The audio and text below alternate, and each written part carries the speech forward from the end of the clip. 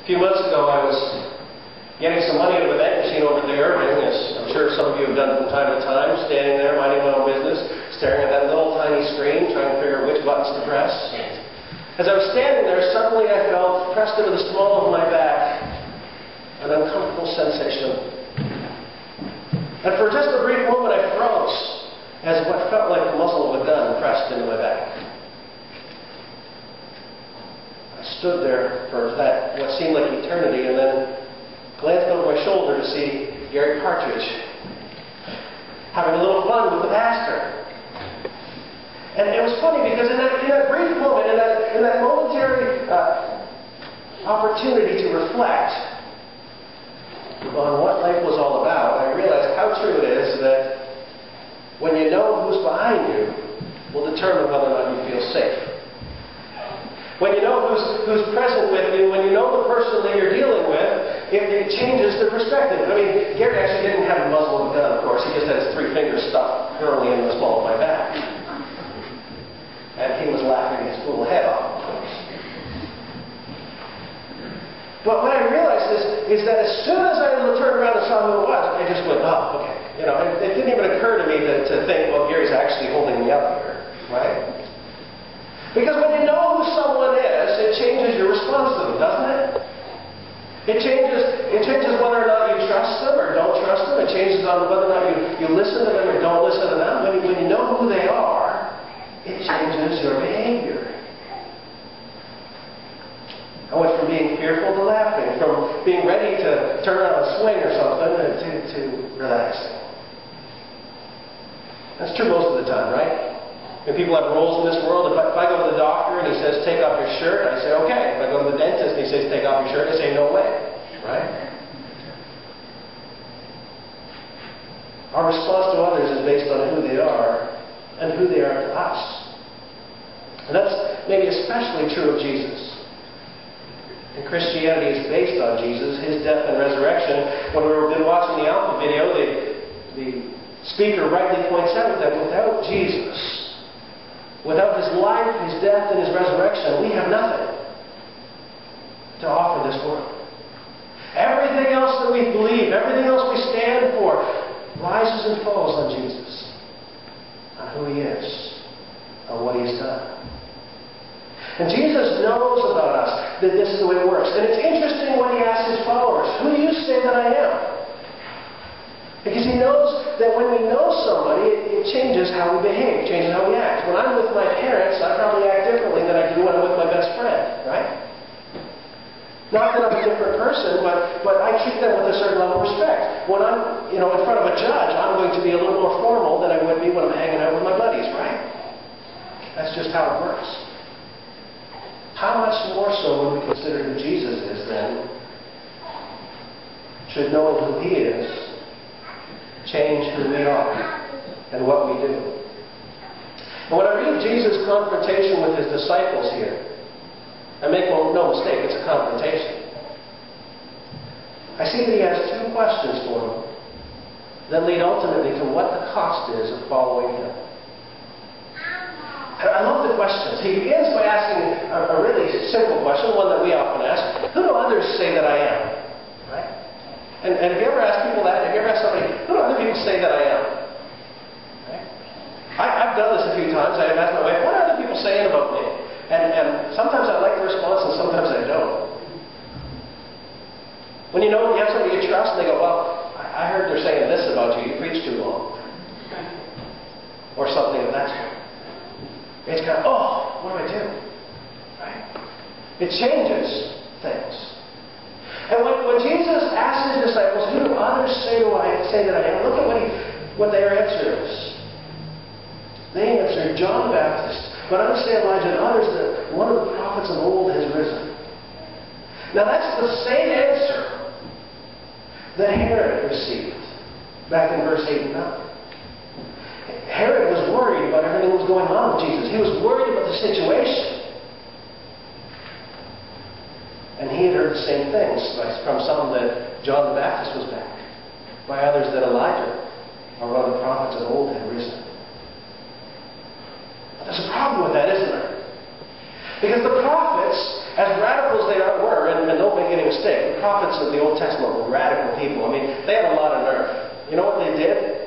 They told people the truth with no sugar on it. Did you notice that?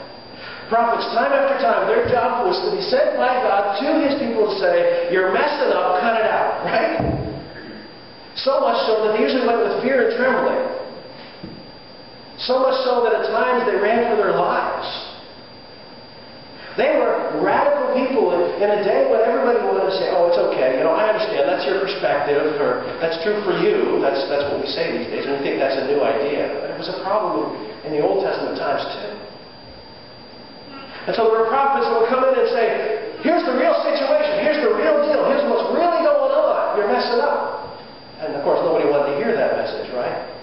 And Jesus comes along and He's doing much the same thing. And so they want to just say, He's like a prophet. But no prophet in the Old Testament ever did the miracles that Jesus did. No prophet in the Old Testament ever claimed to be who Jesus claimed to be. Because the prophets in the Old Testament all said, you got to straighten up because God. Jesus comes along and says, you got to straighten up because I am God. There's no more radical statement in all history. If I stood up here claiming to be Napoleon, you'd all have me locked up, wouldn't you? Wouldn't you? If I said, I am the reincarnation of Napoleon, what does this look like? Are we there? No. I got to be shorter too, don't I? It's not going to work. The question is, who do others say I am? And Jesus listens to the response, and the answer is much like today. People are asked, who is Jesus today? And they'll say, oh, he's a good teacher. He was a wise man. He was a prophet. He knew the future, even. It's amazing to me that people are okay with somebody knowing the future, but they have a problem with him being the Son of God. They're okay with the mysterious, but not with Jesus claiming to be who He said He was. Because they know that if they accept who He said He was, it's going to change what they do. There's a cost to that. And so Jesus moves from asking, who do others say I am, to who do you say I am? And that's really uncomfortable, isn't it? If I were to come down, my wife can answer this question better. I say, who do you say that I am? My husband. Right? There's one answer. Who do you say that I am? Your pastor. Right? See how the answer changes? But when Jesus asks the question, who do you say that I am? There's only one answer. There's only one answer. And Peter gets the answer right. It's Peter who answers, the Christ of God. You are the Messiah. You are the one that God sent. You are God. Now, that seems really shocking, but it's not a new discovery. The disciples had already figured this out. They had already been confronted with who Jesus was, but it's the first time they come right up and say it out loud without any attempt to get around it. But they don't yet understand what Jesus is going to do. Because the next thing He does is tell them what He's going to do for them, isn't it? He has said before that He came to serve, but now He tells them, I must suffer many things, and be rejected by the elders and chief priests and scribes, and be killed, and on the third day be raised. That's not the Messiah that they were hoping for. That's not the Savior they were hoping for. It's hard for us to imagine because we have heard the story so many times, but for the Jews of Jesus' day, including His followers, the Savior was one who was going to set them free here on earth from Roman rule. He was going to come as a conqueror. He's going to come riding that big horse and set them free from any oppression. They did not have room in their mind for a suffering servant, a suffering Savior. And so here for the first time He tells us what He's come to do. He starts to correct their false ideas. He starts to explain that when Genesis 3, the fall of man, happened, He's the fulfillment of it. the restoration has finally come. See, the disciples wanted change without cost. They wanted transformation without any kind of change at all. They wanted freedom without a price. I mean, we will this Friday go and go to our Remembrance Day services, or at the schools we'll have the Remembrance Day services, and we'll remember those that served, those that died, those that went, suffered, and fought for us so we could be free. And we will do that, and we would be upset with anybody who would ignore it, wouldn't we? We would be upset when I read in the newspaper this past week about a local store that decided to have 2 minutes of silence on Remembrance Day. And they put it on the PA system. Would you just, whatever you're doing, just stop where you are. We're going to observe 2 minutes of silence. 2 minutes, 120 seconds, not a long time. And how upset everybody was in the store with this young man that refused to stop and kept pestering one of the clerks to answer his questions. And the clerk's like, just wait, just wait. We would be upset with somebody that did that, and yet, why are we not bothered that people ignore Jesus' sacrifice? That we ourselves often live as if we didn't know who He was. It should bother us deeply. That we can claim to know Jesus, and yet go home and live our lives as if He never existed, as if He never suffered, as if He never died for us. It should bother us deeply. That we are unwilling to pay the price of knowing Him, knowing who He is. It should bother us deeply that when we come each month to the communion table, that we come to remember His death. It should cause us to reflect on how much He was willing to do for us, and how much we are willing to do for Him. The disciples had never before heard about this cost. They had never heard how Jesus was going to die. What a radical statement. He says to them, if anyone would come after me, let him deny himself and take up his cross and follow me. Imagine if I said to you, take up your noose and follow me. Take up your electric chair and follow me. Take up your lethal injection and follow me. I mean, it sounds ridiculous, but at the same time it makes it crystal clear. You should be prepared to lay down your life, everything that you care about, at a moment's notice for Him. Are you prepared this morning? Are we prepared this morning to deny ourselves and to follow Him? To take up our cross and follow Him. Now this is an important distinction. We've all heard this expression when somebody's suffering, when somebody's hurting, well, that's their cross to bear, haven't we? You heard that expression? Well, that's just their cross to bear. Maybe they've got a child with Down syndrome, or maybe they've got a difficult marriage, or maybe they've had a cancer diagnosis, or whatever the issue is, and we say, well, that's their cross to bear. Friends, that's not the cross that He's talking about here. That's a thorn. That's like Paul's thorn in the flesh. That's something, yes, we have to bear, but it's not the cross we have to bear. Because what Jesus is talking about here is that if you know me, if you can say, when He says, who do you say that I am? Your answer is, you are the Christ of God. He's talking about now your choice to deny yourself and to do something you wouldn't otherwise do because of Him. For some people, that's going down the floor. For some people, that's sitting in church on Sunday morning. For some people, that's working with children and youth. For some people, that's being a deacon, a leader in the church. That's a thankless job, ain't it? How many pats on the back do you get a week for being deacon here? I'm just curious. Yeah, don't answer, please. Just think about that, friends. How many people here serve in some way? Serve either within the church or in this community. I know people that serve. I was talking to one lady the other night. I'm not going to embarrass her by saying her name, but most of you know who she is. Every weekday morning she's there at the breakfast program serving. 7 a.m. she has to be at the school. How many people are willing to do that? How many people are willing to go whenever they hear somebody's in the hospital and go visit them? Not because it's their job, but because God has laid that on their heart. To take some of their busy schedule and set it aside for the sake of somebody else. What's your cross? What's that thing you're taking on yourself because you know who He is? See, there's a cost to following Him. Our cross is that difficult thing we choose to do because we are His people.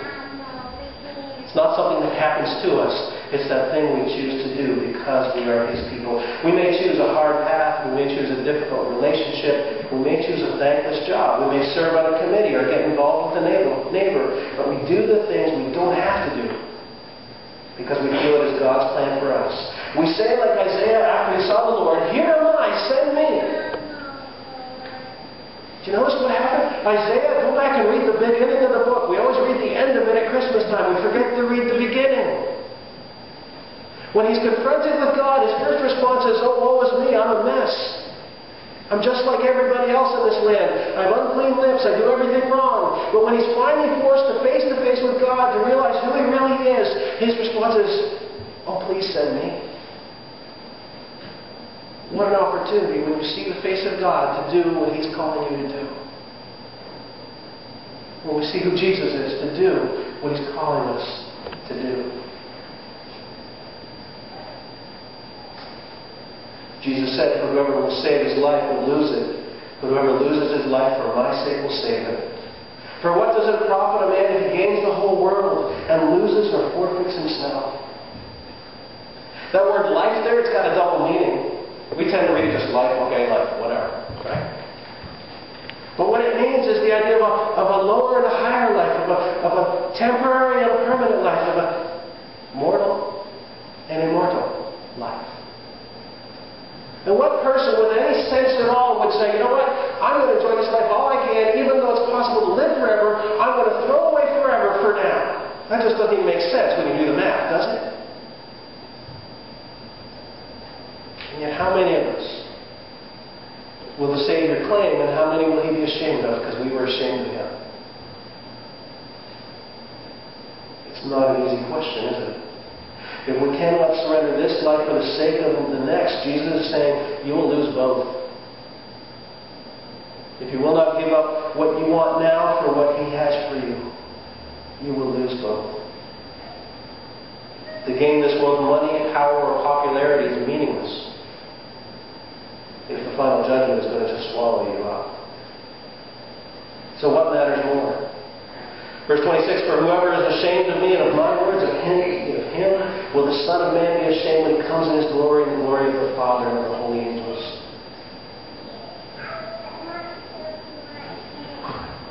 Simple question. What matters more? What Jesus thinks of you or what the world thinks of you? What matters more? What God thinks of you or what people say about you? What matters more? We all need to wrestle with this question, friends. Because Jesus is still asking the question today. Who do you say that I am? And everything comes from that. I can tell you, there's nights when Kyle and I are working with the young people that we struggle. That we sit there and think, what am I doing here? They're not listening. They don't want to listen. They just want to make noise. I can tell you there's nights when Glenn and I sat in meetings together. And we thought, what are we doing here? We're not getting anywhere. You're going round and round in circles on an issue, and you just don't seem to be able to find the solution. I can tell you when there's people working on finance committees and on nominating committees and other things, when they're going, why did we sign up for this? I can tell you when there's people serving on the fire department, or on town council, or in so many other ways. There's times when they're going to say, why am I doing this? And the only answer that will keep you going is Jesus. Because we've answered the question, who do you say that I am? And the answer is the Christ of God. It will keep you going when it's hard. It will keep you going when it's difficult. It will keep you going when you have nothing left to give. But it's supposed to change everything.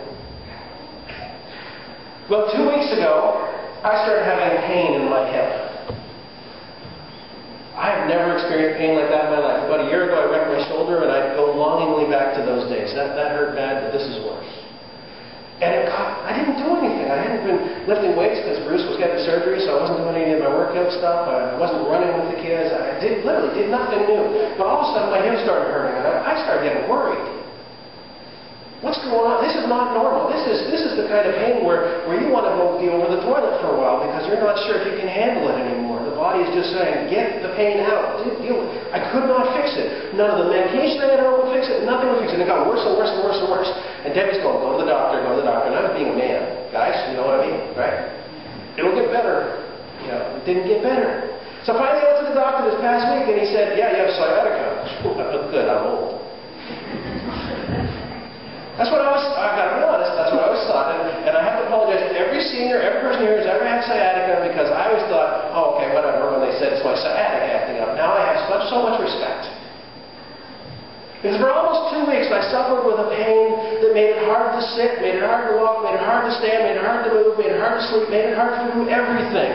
What I realized was, if you have sciatica, it changes everything. It really does. You can't help but change everything. I can't sleep the same way. I used to sleep on my side. I can't sleep on my side. I can't sit in the car and go on a trip this way. It changes everything. And some of you know exactly what I mean. Maybe you've fought with cancer. You've had some situation in your life that you couldn't ignore. Losing your hearing. Losing your sight.